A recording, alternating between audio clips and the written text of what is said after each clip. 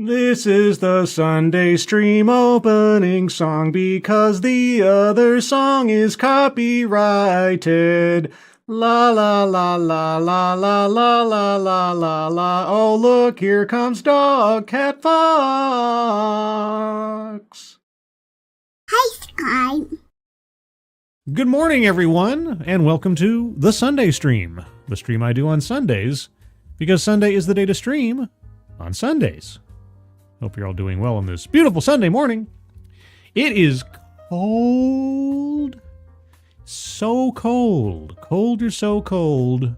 We are so cold, you're so cold. Yeah, it's chilly morning. But it's going to warm up quick because we got a busy day ahead of us. And by we, I mean me, and possibly you.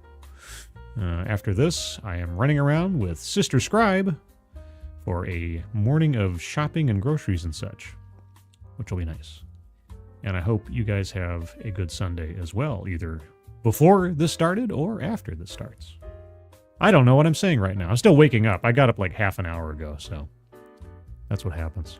Who else is joining me on this beautiful Sunday morning? Kiever Dam, good morning to you, and thank you, Kiever Dam, for posting the link to the Global Giving charity for the California wildfire victims. If you guys can take a look at that when you have the opportunity, it's at the top of the chat box. If you can donate, please do so. But even if you can't, if you can, share that out on social media.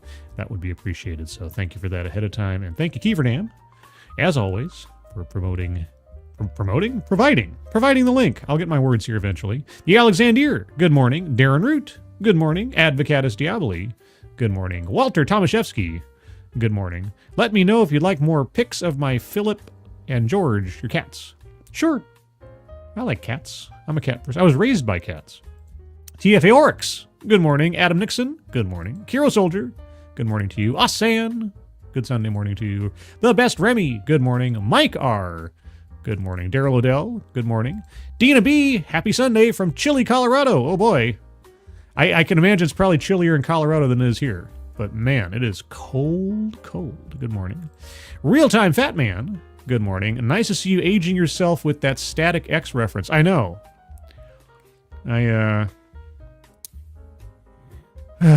Anyway, Full Metal Joker, good morning. Jill Powers, the River Daughter, good morning. Later 35, good morning. John Trioxin, good morning to you. Who else is here? Simon Willikins, good morning. Anybody else did I miss? Did I say good morning, Daryl Odell? Good morning, Daryl Odell. Leanna Johnson, good morning. Get ready for work at 12 p.m. to 6 p.m. What? Working on a Sunday? I hear that's against the law somewhere. Should be. Either way, good morning and hope you have a good work day. And elsewise, anybody that I missed, anybody lurking, anybody in the future, good morning. We got a big day for news, and it'll get even bigger in the next week, so let's get into it. And I'm on a time schedule here because in about 90 minutes, Sister Scribe will be arriving. So let's dive in to the schnews. First and foremost, did you know that TikTok is going away? Except it's not really going away because everybody really needs TikTok, I guess, or something. Oh, but it's become a political flashpoint. But it's down now, but it'll be up tomorrow? Trump says he will issue an executive order Monday to get TikTok back up. You know, this is a first in so many ways. A president using an executive order to benefit one company. It's so outside the realm of why are we doing this? I just don't understand it. President-elect Donald Trump said Sunday that he plans to issue an executive order that would give TikTok's China-based parent company more time to find an approved buyer before the popular video sharing platform is subject to a permanent U.S. ban. Trump announced the decision in a post on his Truth Social account as millions of TikTok users in the U.S. awoke to discover, because they didn't know ahead of time apparently, that they could no longer access the TikTok app or platform. Google and Apple removed the app from their digital stores to comply with a federal law that required them to do so if TikTok parent company ByteDance didn't sell its U.S. operation to an approved buyer by Sunday. He said his order would, quote, extend the period of time before the law's prohibitions take effect, unquote, and, quote, confirm that there will be no liability for any company that helped keep TikTok from going dark before my order. Okay. Americans deserve to see our exciting inauguration on Monday, as well as other events and conversations, Trump wrote. Yeah, because the only place to watch the inauguration would be TikTok? What? The law gives the sitting president authority to grant a 90-day extension if a viable sale is underway. Although investors made a few offers, ByteDance previously said it would not sell. In his post on Sunday, Trump said he, quote, would like the United States to have a 50% ownership position in a joint venture, unquote, but it was not immediately clear if he was referring to the government of an American company. I think it meant government or an American company. Quote, by doing this, we save TikTok, keep it in good hands, and allow it to stay up, Trump wrote. Quote, without U.S. approval, there is no TikTok. With our approval, it is worth hundreds of billions of dollars, maybe trillions. Maybe, I guess. The federal law required ByteDance to cut ties with the platform's U.S. operations by Sunday due to national security concerns posed by the app's Chinese roots. The law passed with wide bipartisan support in April, and U.S. President Joe Biden quickly signed it. TikTok and ByteDance sued on First Amendment grounds, and the U.S. Supreme Court upheld the statute on Friday. Millions of TikTok users in the U.S. were no longer able to watch or post videos on the platform as of Saturday night. Oh, no. Quote, a law banning TikTok has been enacted in the U.S., unquote. A pop-up message informed users who opened the TikTok app and tried to scroll through videos. Quote, unfortunately, that means you can't use TikTok for now, unquote. And then AP decided to repeat the same paragraph twice because, just to make sure, I guess. The service interruption TikTok instituted hours early caught most users by surprise. Supplies? Experts had said the law as written did not require TikTok to take down its platform, only for app stores to remove it. Current users were expected to continue to have access to videos until the app stopped working due to a lack of updates. Or, if you shut down the whole thing, you put pressure societally and otherwise because now everybody can't do it and they'll all get on social media and outcry about it. So you're basically creating a mob in your favor. Yeah. The company's app was removed from prominent app stores, including the ones operated by Apple and Google. Apple told customers with its devices that it also took down other apps developed by TikTok's China-based parent company, including one that some social media influencers had promoted as an alternative. Oh no, not the influencers. Oh, the poor influencers. Free press equals strong democracy. I believe you, AP. Also an objective press. The Biden administration stressed in recent days that it did not intend to implement or enforce the nationwide ban before Trump takes office on Monday. Yeah, of course, when the Supreme Court says something, when you sign something into law, why bother enforcing it?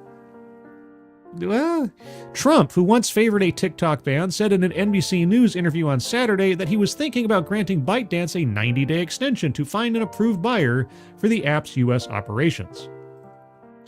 Well, sure, but okay.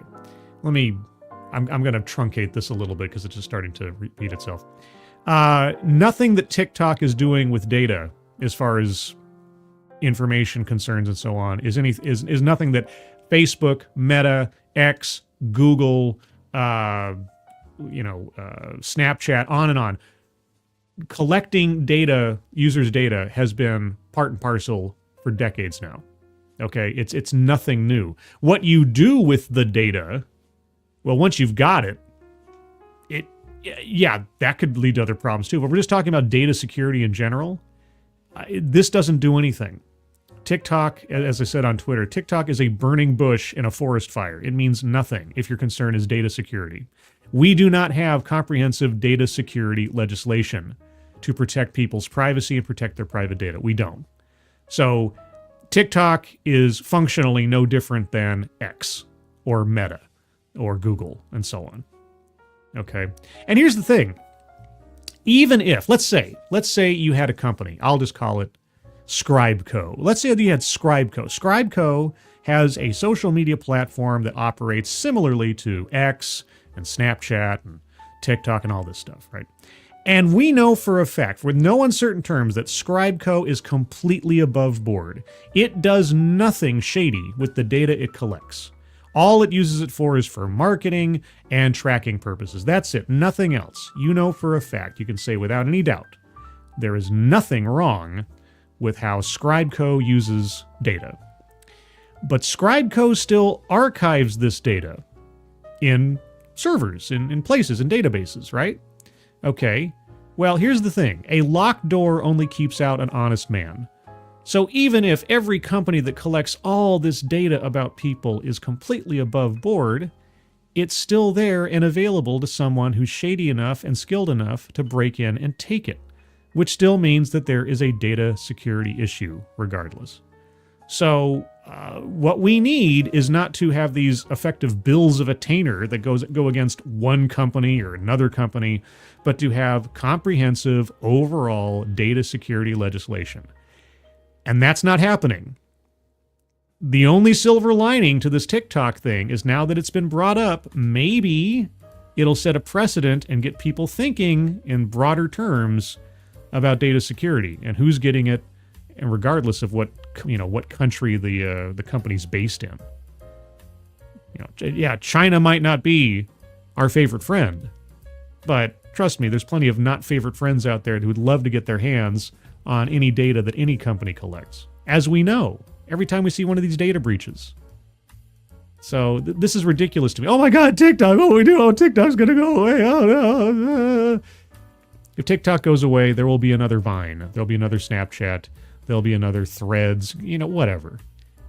That's the wonderment of the free market. Suddenly, all those advertising dollars and all that talent will just find a new home. And things will start anew. It's not that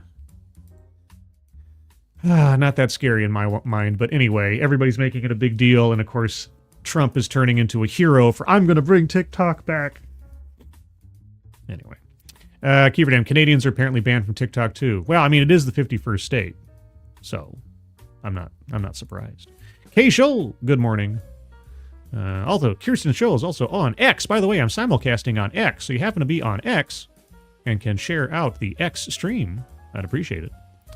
Let's see. Jill Powers. I don't think anybody in legacy media can have any capacity for veracity in their reports. They are all editorials now. Yeah, or they're reporting on what somebody else said or something that they heard from someone familiar with the matter. It's just, yeah, trying to track who's saying what these days. They're really. I had really hoped. I don't have it up here as a story today, but the CNN lawsuit. I do not understand why that guy settled. He'd won. He had won. They were just moving into the punitive phase for defamation, and then they settled at the last second. I'm like, why? I thought the whole point here was to hold CNN accountable and also send a warning out to all the other media outlets that you can't just run roughshod over people's rights or the facts. Instead, they let CNN settle. Now, it's probably for a gigantic amount of money, which is great for him, but not great for the rest of us as far as I'm concerned. So that's a whole other story that I don't have up because it's being covered much more effectively elsewhere. But let's move on because it is a busy, busy day. What shall we do next? Oh, let's talk about the Equal Rights Amendment. One of my favorite things in the world, the Equal Rights Amendment. I have done, 2 or 3 different videos over the course of my channel's lifetime about the Equal Rights Amendment. At least 2 TEDx talks on the subject. And in summary, and again, not a constitutional lawyer, but in summary, the Equal Rights Amendment was a new amendment to the Constitution that was proposed back in the 70s, if I'm not mistaken. And it came very close. It came within a hair's breadth of being ratified by enough states to become a new amendment to the Constitution. And essentially it says, no law shall be passed that is or assumed to... How can I say this? Let me tell you what. I'm just going to read it. How about I just read the text? It's about 2 sentences long. It shouldn't take that long here. Let's find it here. No, I want the text. Give me the text of the Equal Rights Amendment. Let's see. Equality of rights under law shall not be denied or abridged by the United States or by any state on account of sex. So basically, you can't have any laws that favor one gender over the other in any particular way at all. And I thought, great, do this. Pass this. I thought they should pass this for a long time. because I would love to see the result. So many activists say that it'll have some glorifying effect on feminist principles or something. And to a certain extent, if you're talking about second wave feminism, the answer is yes. And then suddenly my phone goes off. It's probably Sister Scribe, I'm going to assume. Yes. It's Sister Scribe canceling our hangout.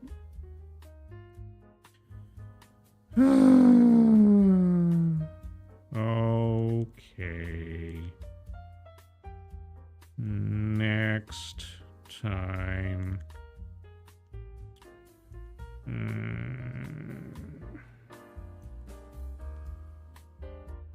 Love you.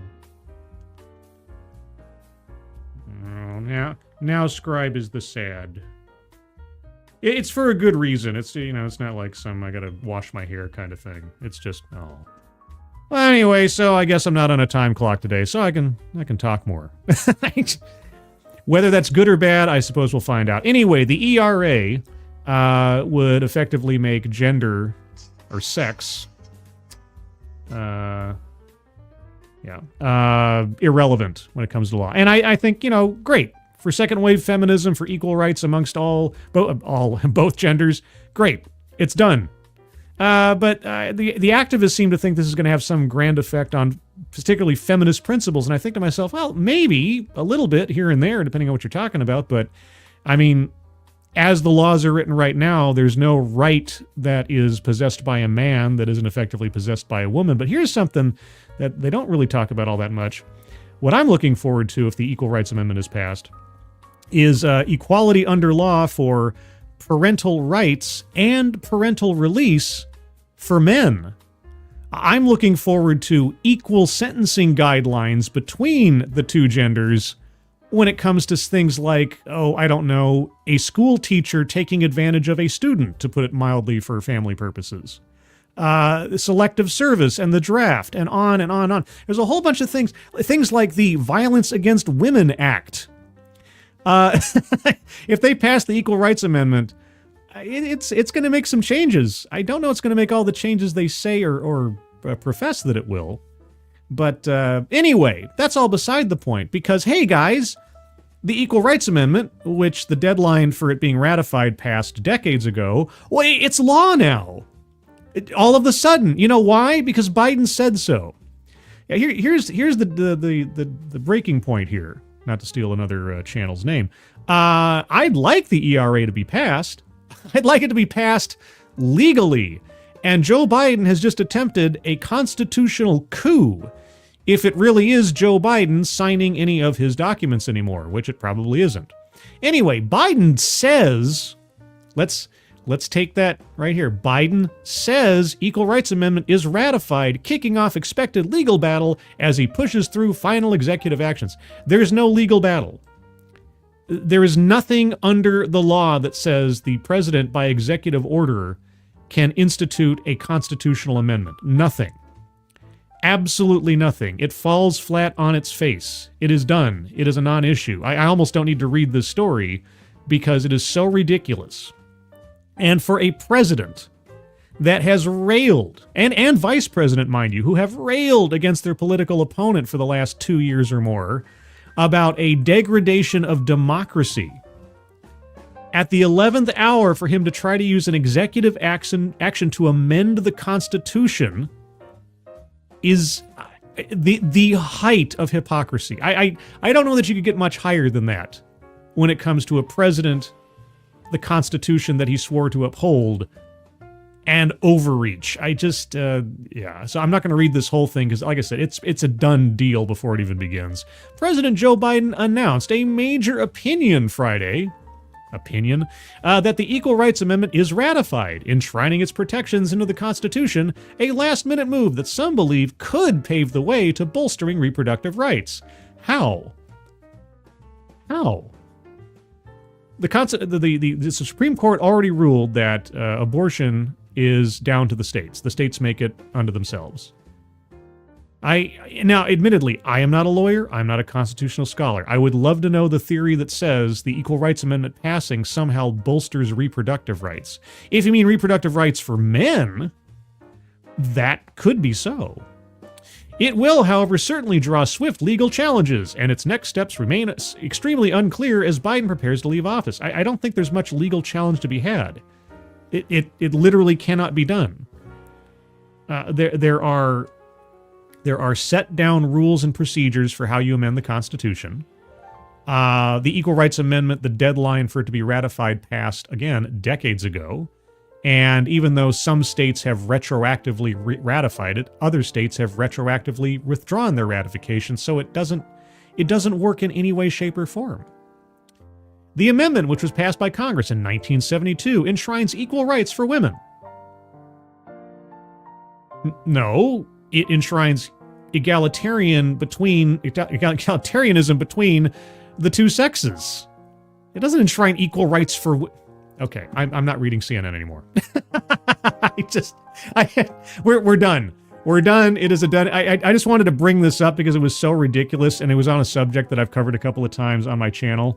Some of my most entertaining videos, I think. The first one was a scripted TEDx called "The Search for Legalitarianism." I called it, which was great. And that lady brought up many attempts at saying how the Equal Rights Amendment would solve problems, except it doesn't, as far as I could tell.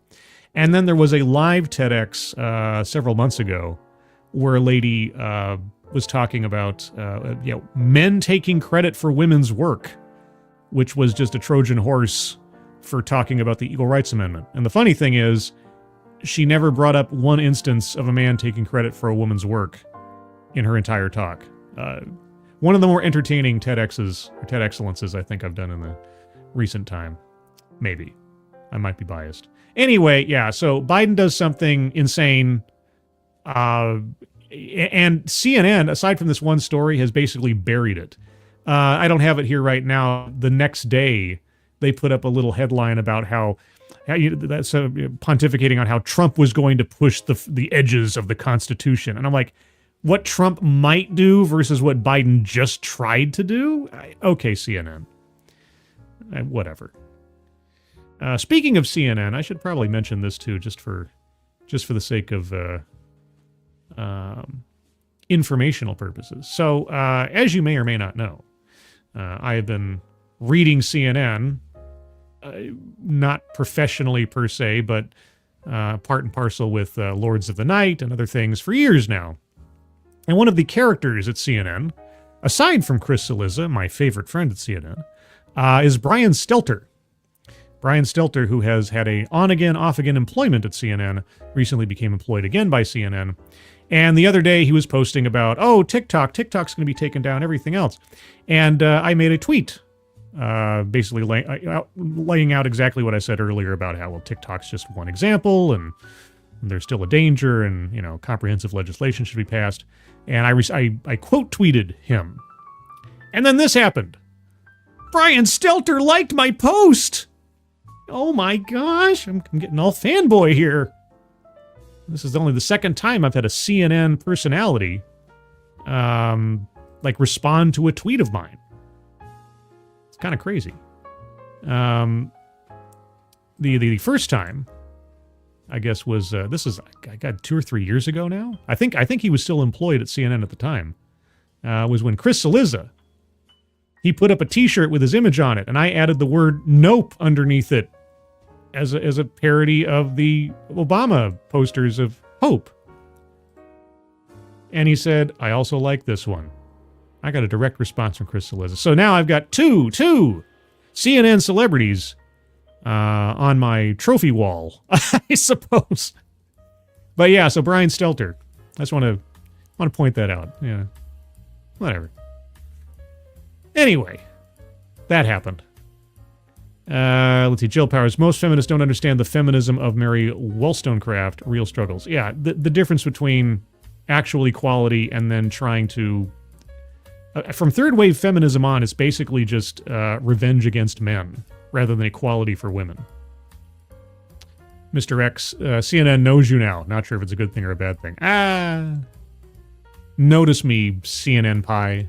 Super Mutant 2099, TEDx sounds similar to old crazy video where someone claimed a bunch of things white people stole from blacks. At least video attempted to give examples, almost all were not true examples, but at least there was an attempt. A lot of TEDx presenters make a lot of promises in either their title or their opening and then never fulfill them. I'm noticing that is a common pattern with TEDx talks. I think we've learned over the years. But anyway, let's move on to other stories since I have more free time now, since I'm not hanging out with my sister. Another day. Anyway, how about we talk about Mayor Karen Bass? You guys know Mayor Karen Bass. Oh, she's the star of Stage and Fire Lines.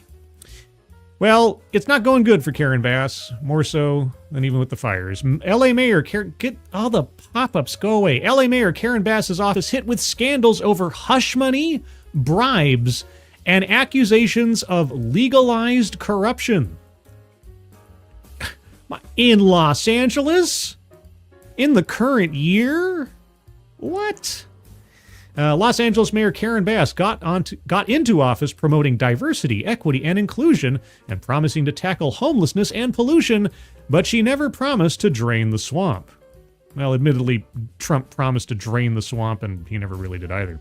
Now she stands accused of adding to it through legalized corruption and a number of eye-opening scandals which have come to light after renewed scrutiny in the last 2 weeks following the revelation Bass and her cronies defunded the Los Angeles Fire Department by $17 million, contributing to them being underprepared to tackle the wildfires currently destroying the city.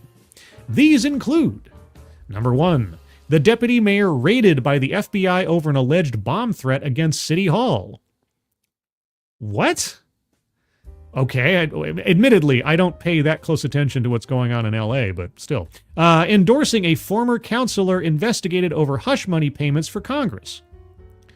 Awarding fat cat salaries of $750,000 to a pal, double the predecessor's salary. Yeah, you know, the paychecks for some of the officials in Los Angeles that are being unveiled in light of the fires is incredible.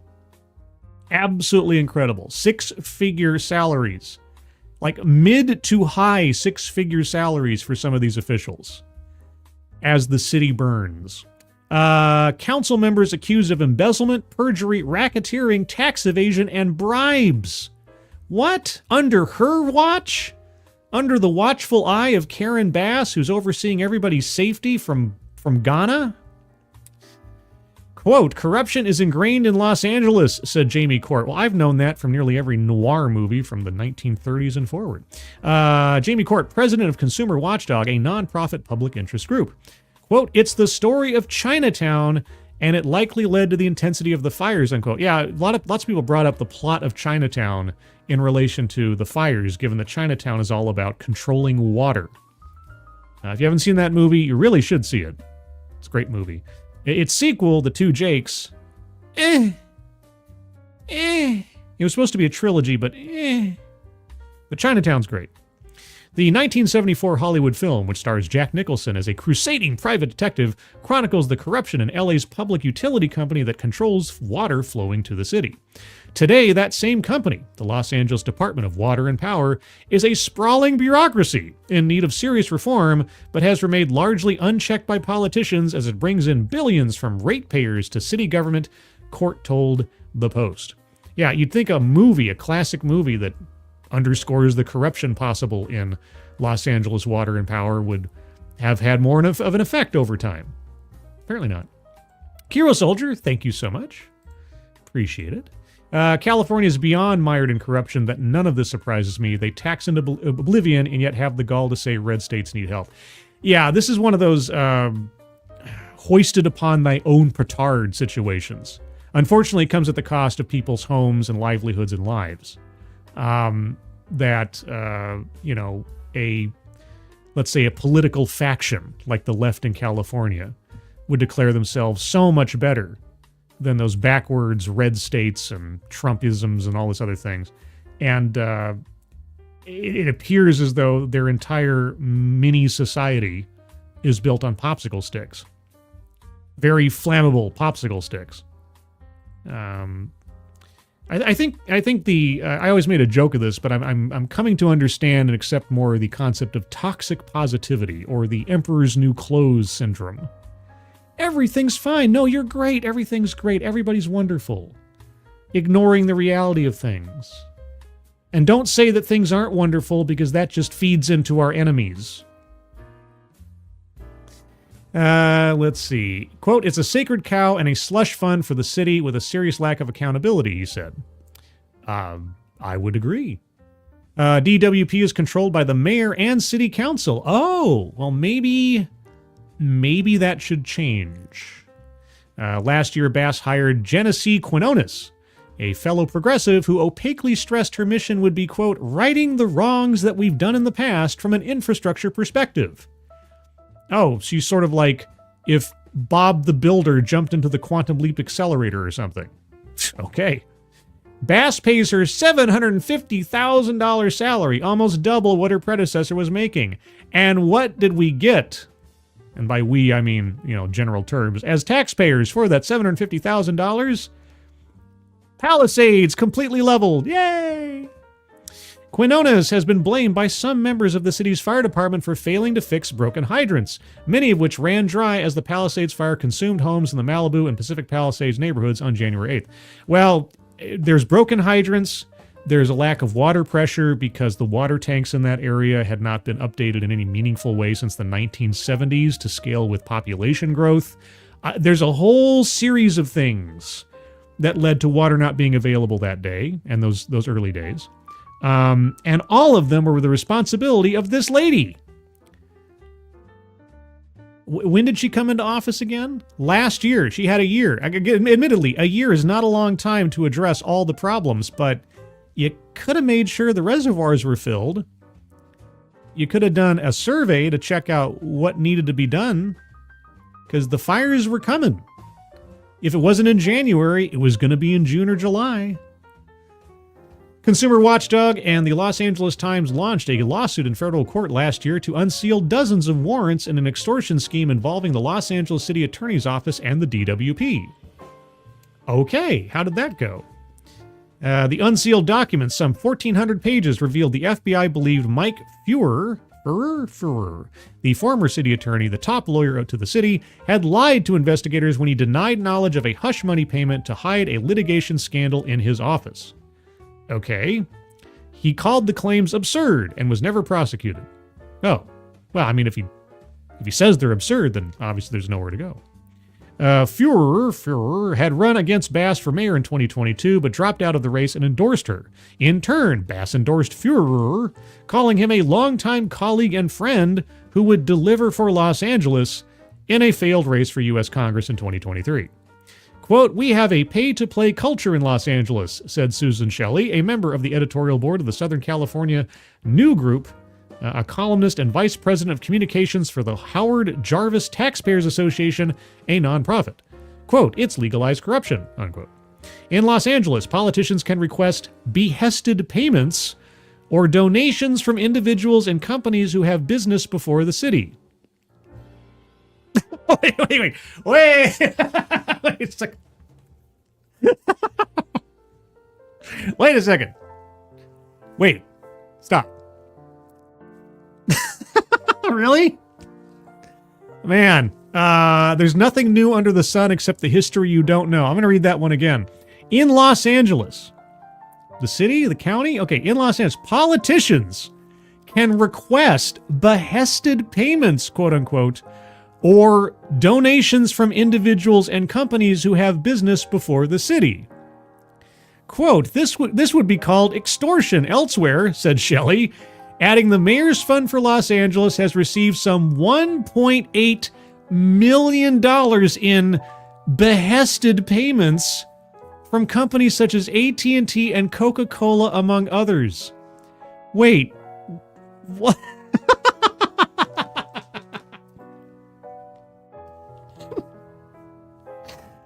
Good gravy. I had no idea. Man, and I thought Chicago was corrupt. Holy cats. And then we have images of the results of these behested payments in some fashion, by extension. Bass, 71, initially came under the microscope for attending the inauguration of Ghana's president earlier this month as fires began to rage in the city. Yes, a total vanity trip. It was not necessary for the mayor of a city to go to the inauguration of a foreign country's president. But she thinks of herself as some kind of potentate, some kind of head of state for being the mayor of a town. Admittedly, a big town, but still just the mayor of a town. Oh, but she has to attend it. We don't have an entire State Department for this kind of thing. No, she has to be there. She has continued to deflect questions about her Africa trip, of course, because she can't justify it in any way, shape, or form, where she was part of a 4-member presidential delegation as photos emerged this week of her attendance at a cocktail party. You know, while an impending disaster is looming over your city, the one that you were sworn in to, take care of and see to the welfare of its constituents. But the Los Angeles city government has been beset by a series of much worse scandals, including embezzlement, perjury, and racism, with some elected officials facing criminal convictions. I'm still hung up on, what was it called again? Behested payments. That's a great phrase. I got to remember that phrase. I got to use that somewhere. I got to use that for something somewhere. Maybe I'll start a series called Behested Payments and talk about corruption. That's great. Let's see. Where were we? Cocktail party, yes. Deputy Mayor Brian Williams, there's a cursed name, was chosen by Bass in February 2023 to oversee the city's police department, fire department, the Port of Los Angeles Police, the Los Angeles World Airport Police, and the city's emergency management department. Good gravy. Talk about stretching somebody thin. One guy to oversee all of that? Okay. However, in a bizarre turn of events, well, for Los Angeles at this point, I don't think anything's bizarre, he is suspected of ringing in a bomb threat against City Hall last September. Due to his relationship with the LAPD, the matter is being handled by the FBI. Oh, okay, so you're actually trying to avoid conflicts of interest. Well, that's nice, LA. Who raided his home in December after he was identified as the likely source of the threat. At that point, he was placed on administrative leave. Was it paid administrative leave? Why would he do that? He has not been charged in the matter, and Williams' lawyer said he, quote, strongly maintains his innocence in the matter. Sure he does. Meanwhile, in June 2023, prosecutors charged Councilmember Curran Price Jr.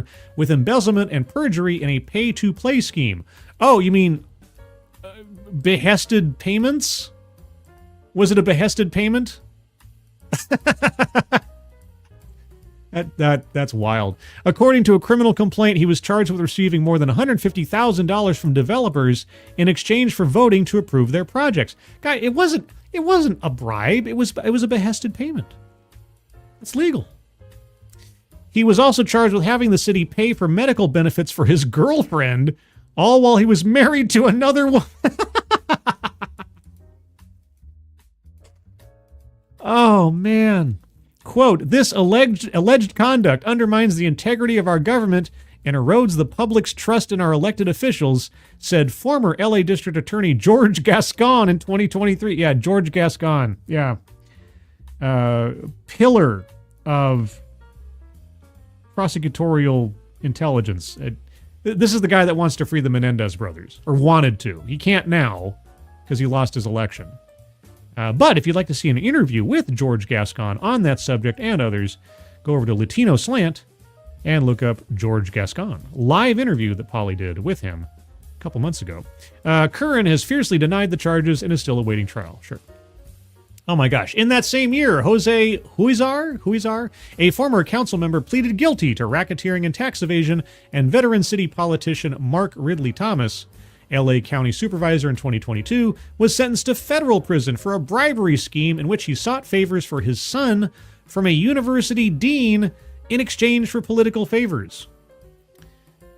Veteran city politician. That almost sounds like career politician, which is something that I don't think should actually exist. I know it can. I know you can't really do anything about it. But when I hear that someone is a career politician, it just tells me that they've never really had a real job. Like Bernie Sanders. Ridley Thomas's case involved University of Southern California's former Dean of Social Work, Marilyn Flynn. She admitted to funneling $100,000 in scholarship cash to Ridley Thomas's son in exchange for his intervention in securing a lucrative county health contract with the school. Ridley Thomas is appealing the case. Well, at least she was doing something for the school and not herself. I guess.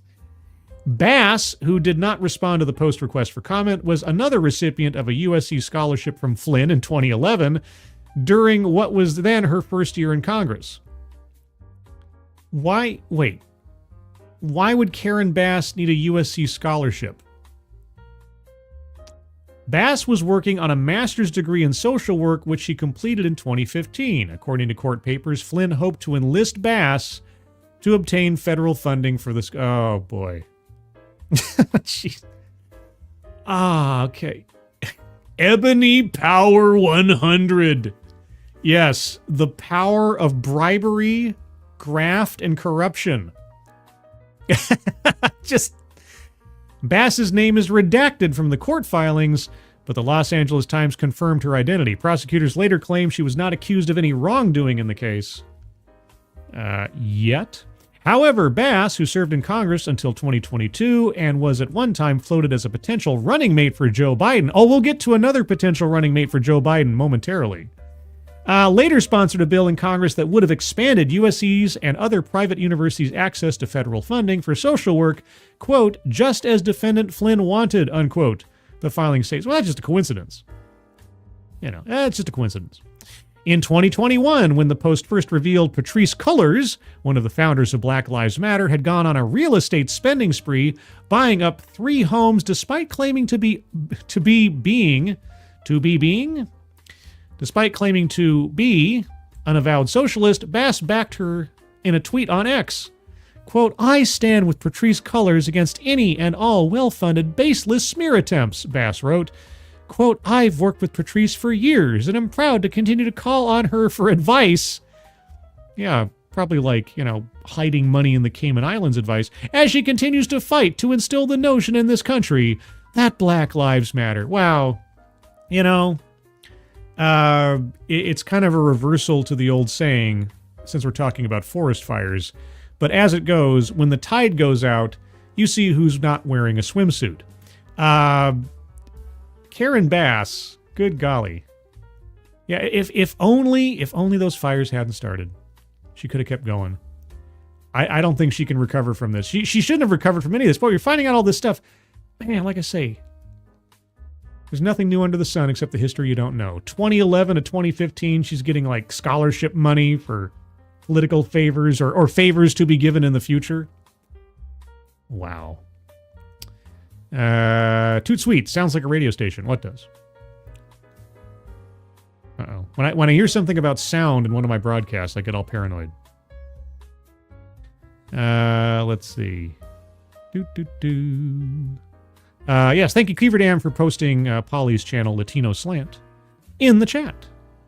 I don't know where his stream is. I don't have a link to that directly. But it's a live stream that he did 2 or 3 months ago, I want to say. When the Menendez trial was. I can hopefully... I can try to find it later. I'll try to find it and post it in the description for those of you listening in the future. George Gascon. Yes, Cleaverdam. I think if you search his name on Polly's channel, you should be able to find it, hopefully. Let's see. Gascon isn't far from Gaston. I'm going to imagine you were looking for Henry Cavill. I'm assuming that's a joke I just don't get from our friend Payar D. Bayar. But either way, thank you, Payar D. Bayar, and good morning. So yeah, I'm oops. Okay, I hit the wrong button there. Let's not do that. Don't want to turn off everything. That phrase, behested payments. I got to do something with that. I've never heard that before. That's great. That's great. I got to do something with that. Let's see. Oh, no need to apologize, Keeverdam. I will find it. Oh, you found it? Okay. Keeverdam found the link. There it is. All right, so if you're curious about listening to a live interview with former District Attorney George Gascon of Los Angeles with my friend Polly over at Latino Slang, go take a look at that. Anyway, that's a whole other story with the Menendez brothers and Gascon's history in office. But speaking of legal stuff, that's a good segue. Let's move over to another of Joe Biden's almost vice presidential partners, Stacey Abrams. Because with whatever allegations are being leveled against Karen Bass, there's no allegation here. Stacey Abrams' nonprofit hit with largest fine in state history for illegally using funds to support her 2018 bid for governor. Yes, the twice-failed governor candidate, gubernatorial candidate, and almost vice presidential pick for Joe Biden, and election denier, by the way, Stacey Abrams, her nonprofit. So much above board, so much more virtuous than anything on the other side of the aisle. Yeah, illegal use of funds to try to become governor. A voter registration nonprofit founded by former Georgia State Representative Stacey Abrams secretly boosted her 2018 gubernatorial bid in violation of campaign finance law and was slapped with a $300,000 fine Wednesday. The New Georgia Project and its action fund fessed up spending $3.2 million to foot the bill for canvassers and flyers supporting Abrams, 51, and others without disclosing those contributions. It agreed to pay the fine from Georgia's Ethics Commission. Okay, what about the $3.2 million elsewise? Or I guess just a little bit over $2 million. Quote, "We are glad to finally put this matter behind us so the New Georgia Project can fully devote its time to cheating everybody, and attention to its efforts to civilly engage and register Black, brown, and young voters in Georgia," unquote, Aria Branch, counsel for the nonprofit, told the Post in a statement. Quote, "We accept this outcome and are eager to turn the page on activities that took place more than 5 years ago." Well, because, when you commit a crime, it becomes a lesser crime as time goes on. When you commit an ethical breach that is absolute anathema to your proposed message against the opposition, it was 5 years ago. Just 5 years. It took them that long to catch us. It's okay now. New Georgia Project also neglected to register as an independent campaign committee in a breach of state law. In total, there were at least 16 instances of infractions, the ethics panel concluded. In 2019, a year after the governor's race, both groups also failed to divulge $646,000 worth of donations. I think you mean behested payments. As well as $174,000 worth of spending to back a failed referendum for Gwinnett County to join the Metropolitan Atlanta Rapid Transit Authority. Well, that was money well spent. The ethics fine slapped against the two groups is the largest of its kind. It should be far larger. Look at this. So, $3.2 million here, $646,000 there, $174,000 there, and they only have to pay a fine of $300,000? I don't know. Seems a bit light. The ethics fine slapped against the two groups is the largest of its kind in the Ethics Commission's 38-year history, according to Executive Director David Emadi. It concludes a 6-year battle between the Ethics Commission and the nonprofits. Oh wait, they've been fighting this for 6 years, but these things happened 5 years ago? Oh. Abrams became a progressive darling for her strong showing. You mean her failing, her losing, to Georgia Governor Brian Kemp, losing by about 1.4 percentage points in that year's blue wave. A loss is a loss. She also refused to concede her loss was legitimate, and dubiously alleged voter suppression was at play. I heard that was treasonous. I've heard that that's un-American and undemocratic. She later had a rematch against Kemp in 2022, but was defeated by an even larger margin of about 7.5 percentage points. Abrams founded the New Georgia Project in 2013 as part of an effort to get minority groups registered to vote and energized. Yeah, she threw an electoral hissy fit and was like, I'm going to get all of the demographics of my choosing to back me because obviously they want to back me because I'm in their demographic. And then she lost by more percentage points. Senator Raphael Warnock helmed the group at the time of the violations. He was elected to the upper chamber in 2021. Oh, really? Was he aware of these violations? Did he condone these violations? Was he not paying attention when these violations occurred?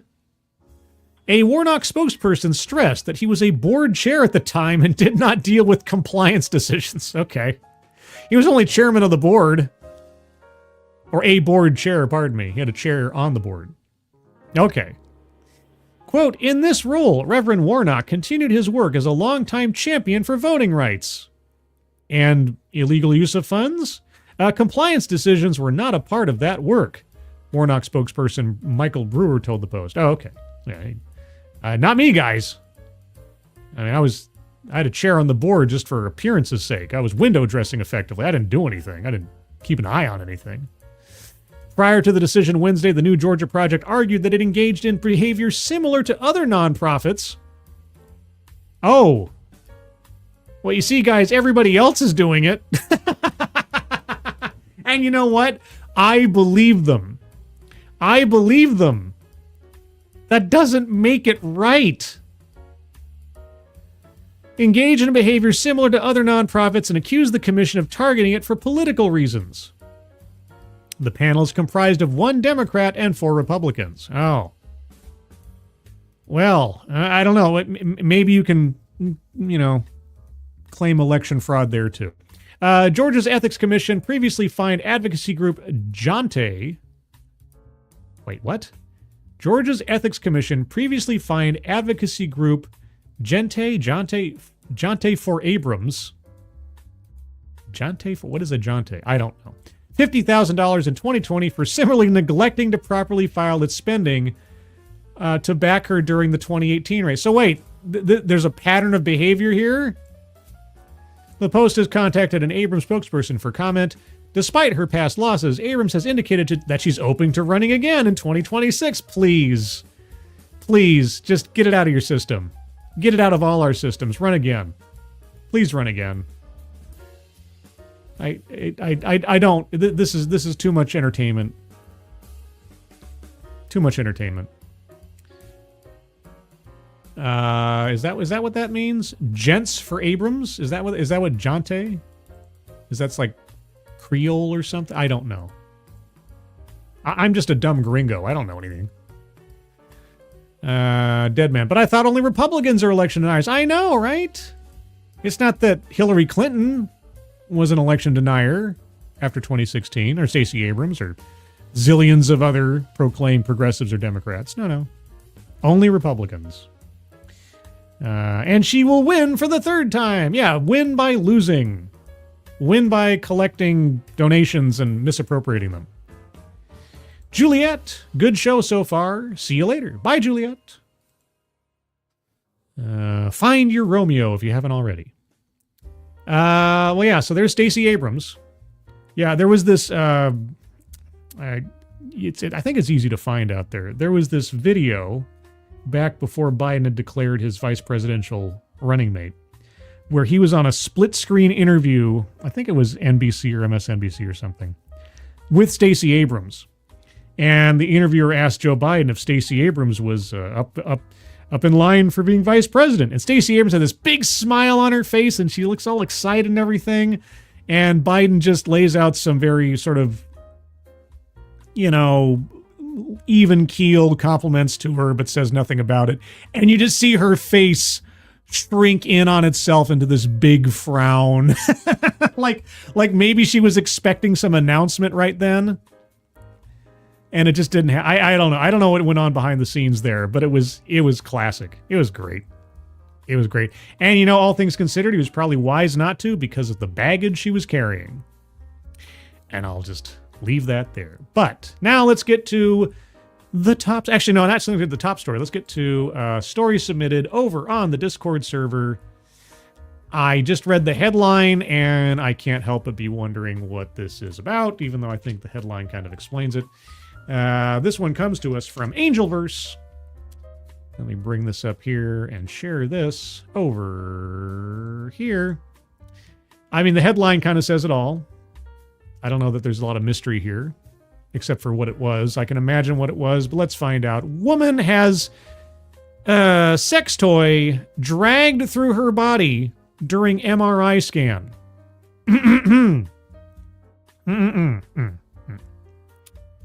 A report detailing the moment a 23-year-old woman's MRI scan goes horribly wrong has gone viral, leaving many in disbelief. A young woman has reportedly been left with horrific injuries after leaving a sex toy inserted during an MRI scan. The unnamed 23-year-old had a silicone plug in her back passage while undergoing medical imaging and is said to have suffered a dangerous reaction with the scanner. An MRI scan uses strong magnets and radio waves to create highly detailed images of the inside of your body, and it's important to remove any metal objects from your body before having one. But unbeknown to the woman, the sex toy she was using, which she thought was 100% silicone, actually contained metal in its core. This caused the adult item to be dragged through her... Okay, dollars to donuts this was done for some kind of TikTok thing. I bet you dollars to donuts that she intentionally did this so she'd get an MRI with that picture in her, of the thing in her, that she could then show off on some Snapchat feed or Instagram or whatever the hell else. I bet you.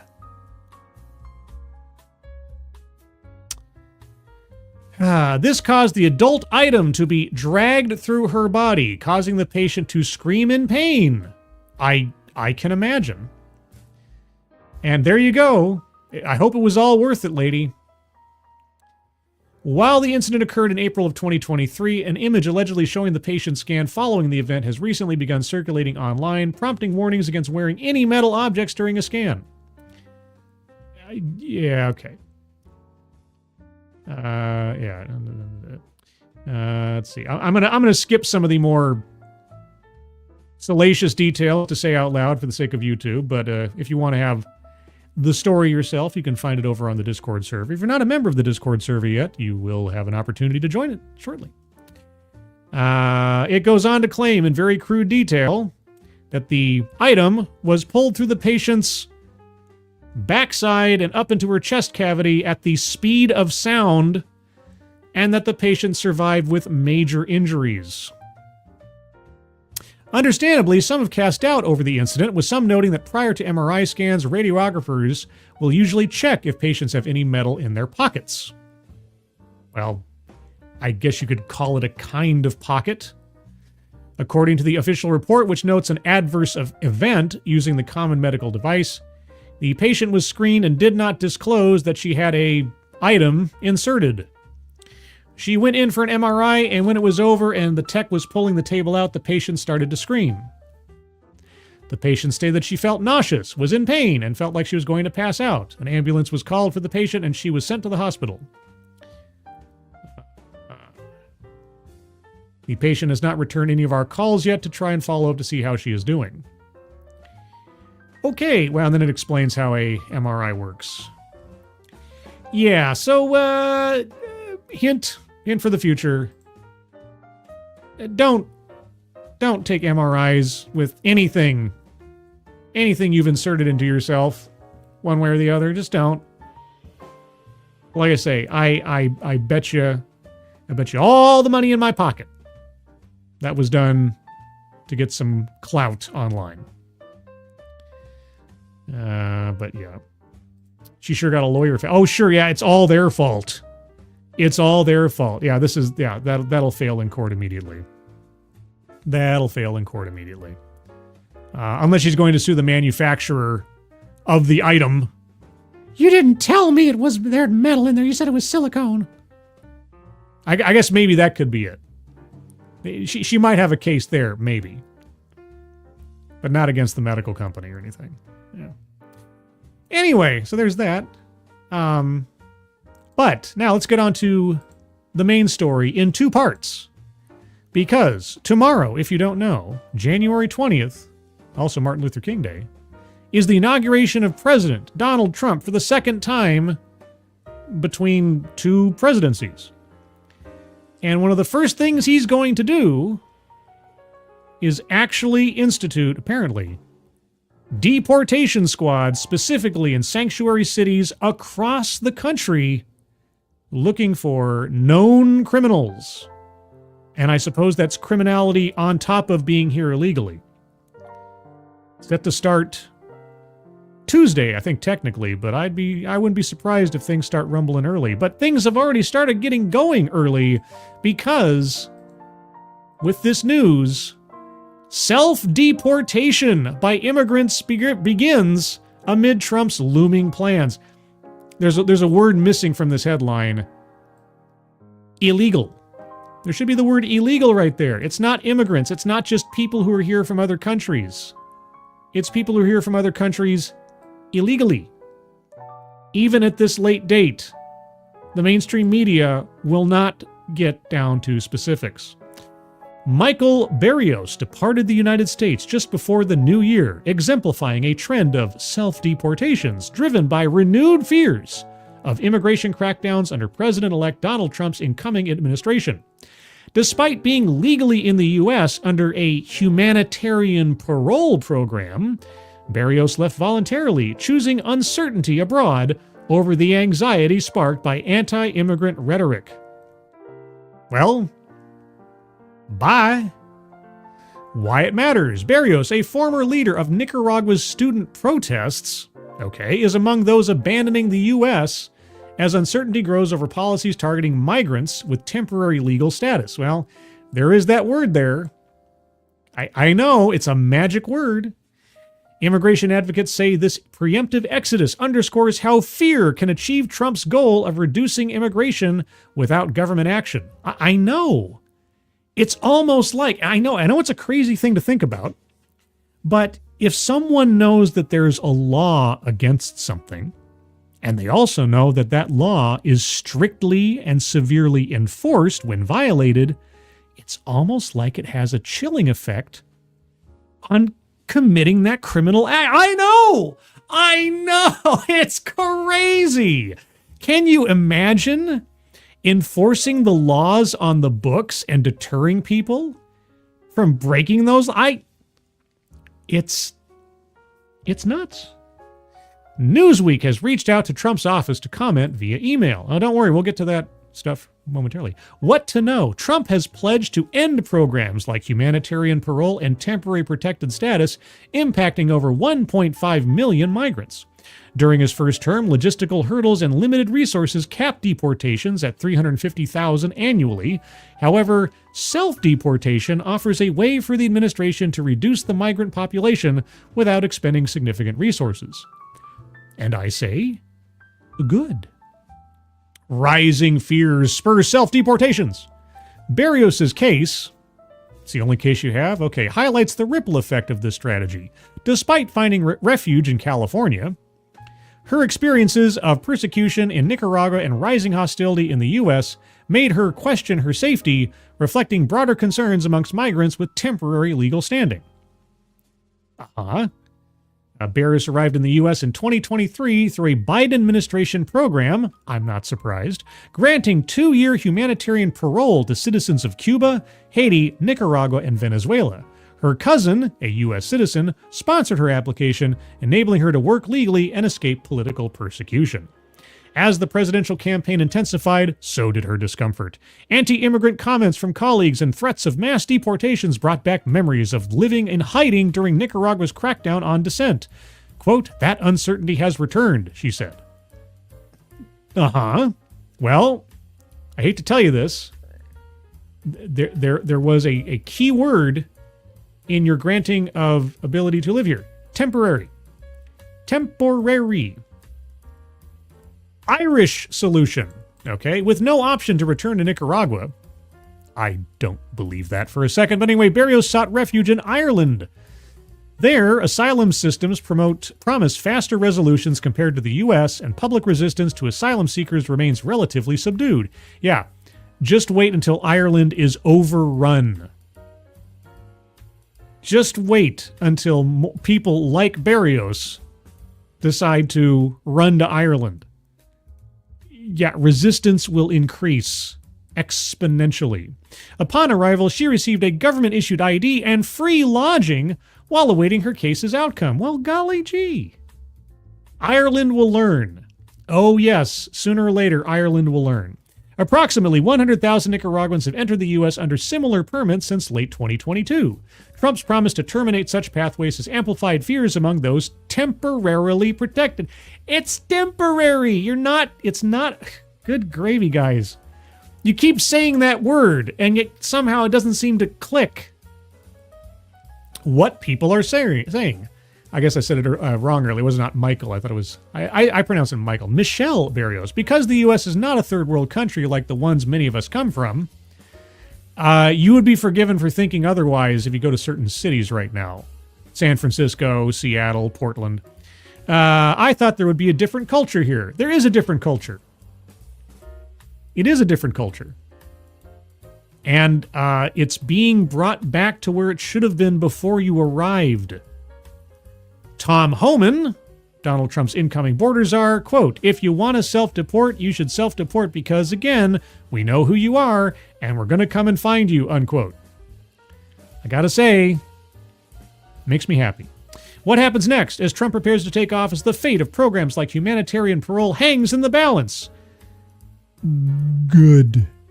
For migrants like Barrios, the decision to leave may foreshadow wider challenges in U.S. immigration policy. No. It's about enforcing the laws already on the books, defending our borders, and making those laws enforced. Enforced! To strike fear into people who might think about violating that law, or those laws, or trying to abuse the system. Yes. That's the whole point. That's exactly how it's supposed to work in the first place. Every other law, every other person living in this country who's a legal citizen or resident is expected to follow the laws. I know, it's a crazy thing. And if you break the law, consequences should befall you. They're finding that out again in California after they decided to recriminalize shoplifting. I don't know if you know this, Newsweek. But anyway. Yes, fear. Fear will keep the outlying, colonies in line, or whatever it was. Whatever was said by Grand Moff Tarkin. He wasn't wrong after a fashion, but not fear simply of retaliation, but fear of the laws on the books being actually enforced. So yes, if you're afraid you might get caught and arrested and decide to remove yourself from the situation that would cause you to be arrested and caught, good. Go. Run. And further on into that same story, because the touchstone city, apparently, for the upcoming mass deportations is Chicago. It's going to happen in other places too, but it was first revealed that Chicago was going to be a number one on Tuesday. Chicago migrant advocacy groups prepare for Trump's threat of mass deportations after inauguration. As President-elect Donald Trump prepares to take office on Monday, there are growing concerns in Chicago about his threat of mass deportations of undocumented migrants. You mean illegal aliens? Many immigrant advocacy groups in the city and suburbs have been reaching out to undocumented immigrants ahead of Trump's inauguration in an effort to get ready for what might be coming. Otherwise known as aiding and abetting. Advocacy groups said they take the Trump administration's threats seriously after incoming border czar Tom Homan said he's going to make Chicago, quote, ground zero, unquote, for mass deportations, and will flood Chicago with U.S. Immigration and Customs Enforcement agents, quote, looking for criminals and gang members, unquote. Quote, they were going to use Chicago as a model, an example of going after people, members of our community. So your community is criminals and gang members? Okay. The first couple of days of this new administration, said Mary Meg McCarthy, executive director of the National Immigrant Justice Center, which provides legal aid for immigrants and asylum seekers. You mean illegal immigrants and those holding temporary protective status at best. Okay. McCarthy said they've had 49 requests for their Know Your Rights presentations ahead of Trump's inauguration. Great. You don't have a right to stay in this country if you're here illegally after a certain period of time. There's a whole bunch of little things that have to be checked off, but generally speaking, yeah, if you're here illegally, you can be deported. Those presentations offer information what undocumented immigrants should do. I mean, offer information on what documented immigrants? Okay. On what illegal aliens should do if an ICE agent shows up at their door. The correct answer is comply. If you do anything other than comply, you're going to have a bad day. Quote, our phones have been ringing off the hook for people wanting legal consultations, McCarthy said. They are now equipped to understand what their legal rights are, that they don't have to open the door to their home unless there is a signed warrant, signed by a judge, and that they have an opportunity to see that warrant.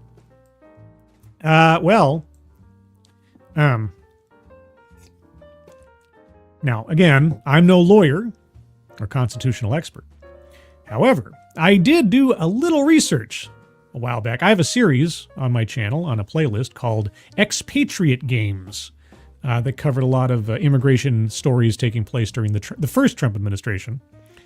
And I recall doing a little bit of research when it came to apprehending someone without a warrant. Now, in the case of going into a home, that might be true. That could be true. But otherwise, an immigration officer does not need a warrant to effect an arrest if they believe that an individual is in the country illegally. It's true. That's why they were all up in arms about ICE staking out places like courthouses and public libraries and places. That's wrong. You can't do that. Those places are sacred. No, they're not. They're not. So yes, if you're locked up in your own home, they do have to have a warrant to come in. So that might be the saving grace to avoid being arrested for a while, but then they just wait you out. You got to come out sometime, or they'll go get that warrant, especially if they think that you're a criminal otherwise or a gang member. Homan visited Chicago a few weeks ago, saying he would be back to carry out deportations in the new administration. Quote, Chicago's in trouble because your mayor sucks and your governor sucks, Homan said last month at an event hosted by the Law and Order PAC and the Northwest Side GOP Club. Quote, if your Chicago mayor doesn't want to help, he can step aside.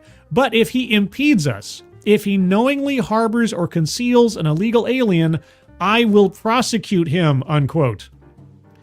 Homan also recently appeared on CBS's Face the Nation to discuss the Trump administration's mass deportation plan, as well as so-called sanctuary city laws in some cities and states, which prohibit local from cooperating with ICE agents. You mean local law enforcement? CBS News. If I didn't already have many questions about the veracity of your reporting, could you at least hire a competent editor and proofreader? Maybe? Both Chicago and Illinois have such laws, so Chicago police won't be allowed to assist in any mass deportation efforts. Great, just stay out of the way. Stay out of the way. You don't want to help? I mean, here's the thing. As far as I understand it, and I'm happy to be corrected, every police department in the country has every police officer coming into their position take an oath to uphold the Constitution of the United States and the Constitution of their state. So when somebody says, I'm not going to assist in the enforcement of federal law after taking such an oath, I always get a little confused. But whatever. Quote, we know where a lot of criminals are. They've been prevented from arresting them. We're going to arrest starting day one. As far as being in jails and prisons, we would love to work in local jails, but sanctuary cities won't allow us into those jails, Homan said. Immigration experts believe those most at risk of being deported under the incoming Trump administration are undocumented people that already have a removal or a deportation order, have had an encounter with the criminal legal system. CBS. Really? Okay, this is the language of the jail abolitionists, the restorative justice crowd. changing the language from the criminal justice system to the criminal legal system. Because there is no justice. And also, by implication, that the legal system itself is criminal. As I've had that, I've heard that phrase used, putting emphasis on the word criminal. CBS. I know, it's a small thing. Yeah, it's a small thing, but I tell you, it is emblematic of a larger problem. Have had an encounter with the criminal legal system or have missed an asylum hearing. Okay, so they're going to go after people who have broken the rules, violated the law, or not fulfilled their obligations for them being here in the first place. Oh, so everybody is a completely reputable? Not reputable. What's the word I'm looking for? Viable candidate, I guess, for deportation. Okay. So immigration experts believe that those most at risk of being deported are those who should be deported. All right. Quote, the real issue is going to be when they don't show up to their asylum cases, when there's no doubt in my mind that the far, far, far majority of them, if not all of them, aren't going to show up for their asylum cases, said Alderman Nick Sposato, who supports Trump. Well, if they don't show up for their asylum cases, then they've forfeited the right to be here, because that's part of the requirement.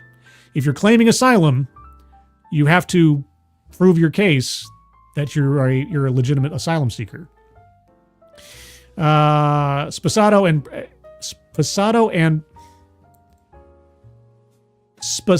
and brushed off concerns, pardon me.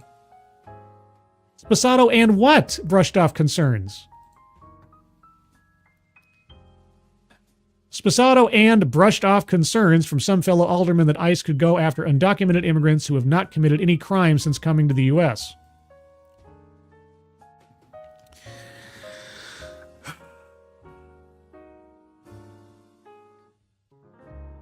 Undocumented immigrants who have not committed any crimes since coming to the U.S. You mean aside from the perpetual crime of being in the U.S. illegally? Oh, right.